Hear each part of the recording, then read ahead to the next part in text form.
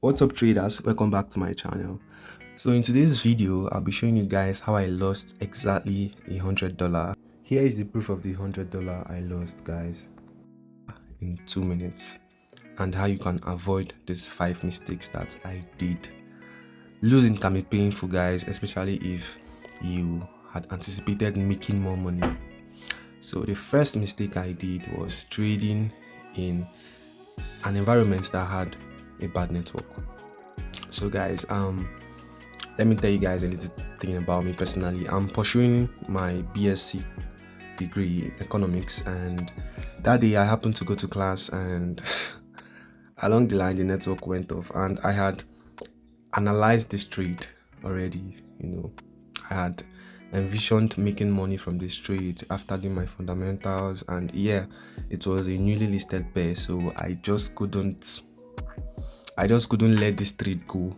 And I didn't know that the network had other plans, so I traded in a bad network environment. And guys, like initially the network was going well. After putting in some digits, it went blank, guys. Like, geez, it went blank.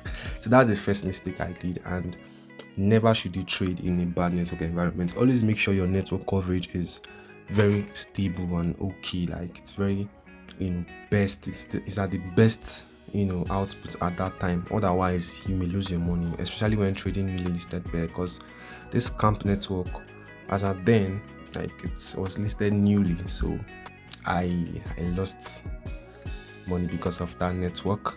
And now the second mistake was, let me show you guys something.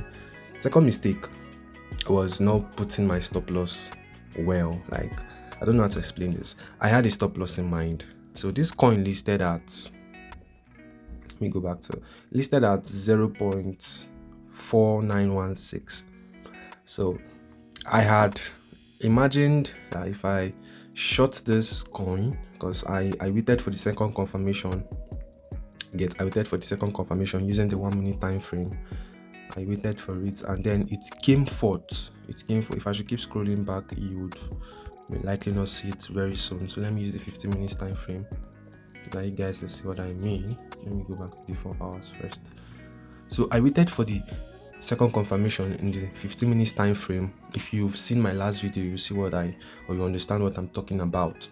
So I got the second confirmation, and then I put my stop loss 3 margins below that, 3 margins above that second candle, in case things should go otherwise. So I put the stop loss, and I allowed it to stay there. Like, I just put in the stop loss thinking that everything was already set, not knowing that the network had other plans. Like, everything I'm about to say now is revolving back to the network, but generally these are the mistakes most persons make when trading. So the stop loss didn't even record, like nothing went through. So as you can see now, under this 4 hour time frame, the first candle, it didn't pumped. Like, imagine not having a stop loss at this point. Like, at this point, my stop loss was somewhere around this 0.1400. Like, yeah, so it's pumped. It went to 0.3, guys. Like, I was just shouting because I was in class and I had other persons around me as well. So there was no way I could have expressed my pain. Like, I was just shouting internally, you get. So it surpassed under seconds. Like, it was so crazy, guys. Like, it was so crazy. This is me sharing my experience with you guys. And damn, I just didn't know what to do. I couldn't leave the class because it was attendance, mandatory and all that. So it's safe to say that trade when you're focused as well, especially newly listed pairs, you get. And yeah, that's it. Most times traders don't actually have good risk management. You would see a trader with, let's say, $100 account, and then he's risking $80 to make, let's say, $150. That's not a good bargain, though.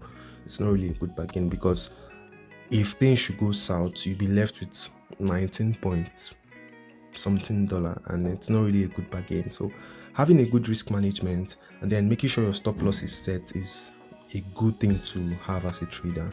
And then the third mistake most traders make is over leveraging. I did a video and then I explained the difference between leveraging and using position sizing during futures trading. In the case of newly listed pair, you won't have time to do position sizing because before you run the whole calculation and everything, the trade may leave you behind and all that. So let me show you guys something. Let me click on this leverage 3x. Most persons will take this leverage. Initially, when they coin list, they give you 20x leverage. Most persons will take it to that 20x, not knowing that it's risky, guys. Imagine putting a 20x leverage on a $1,000 trade and it goes south. You may lose around $800 like at that spot you get. So over leveraging is very, very bad, guys. Like, it's very, very bad. And from what I said in my last video, you should use at least 2 to 5x depending on your size of capital.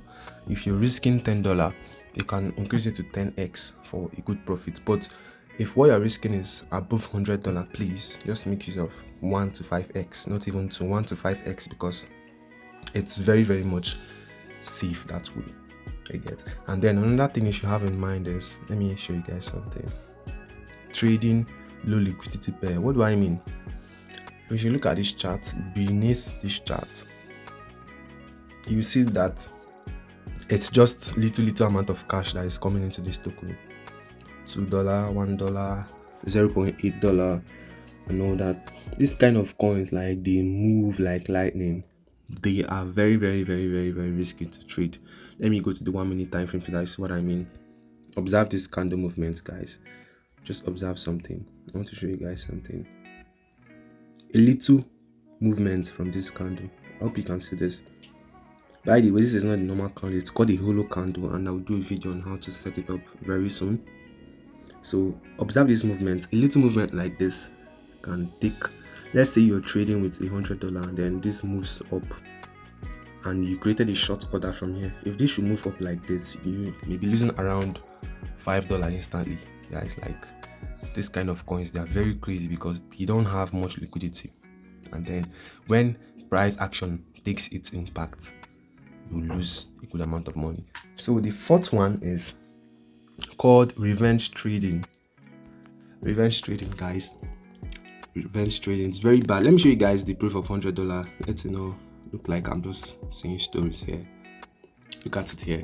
So this account was $101 or $102. So guys, look at the proof here. I lost $100. They wrote 99 here, but initially it was 100 because Mexi had to take out their liquidation gas fee or something like that. So that's it. And now the fourth one is revenge trading, guys. Revenge trading. Avoid the revenge trading. What is revenge trading? Revenge trading is where, let's say you created a short order and then this trade goes against you, like it did to me, and then since it kicked you out, you got USDT back. Maybe you borrowed or you funded again, and then you decided to short it to get your money back. You may end up shorting it and then you still get liquidated again. To be a double loss, that one is more painful because at that point you're not thinking rationally, you're thinking emotionally based on loss. You get. So avoid the revenge trading, guys. And another mistake is not taking profit. This is market, guys. Like, it's just like a physical market where people buy and sell.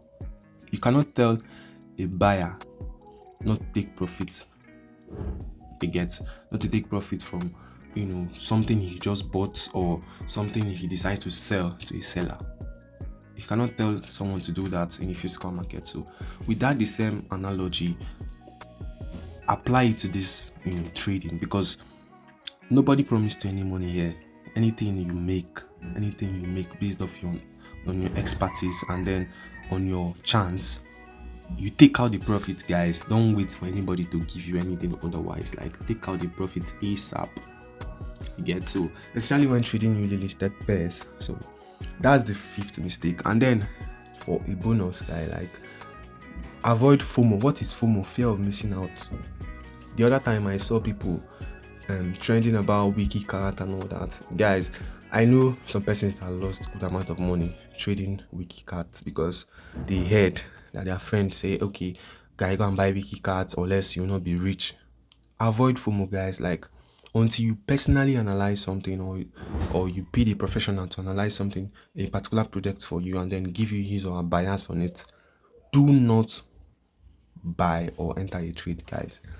Do not enter a trade blindly. So these are the 5 mistakes, and yeah, I'm over this loss right now. It gets so I've been able to recover that over the few weeks, and I'm so happy about that as well.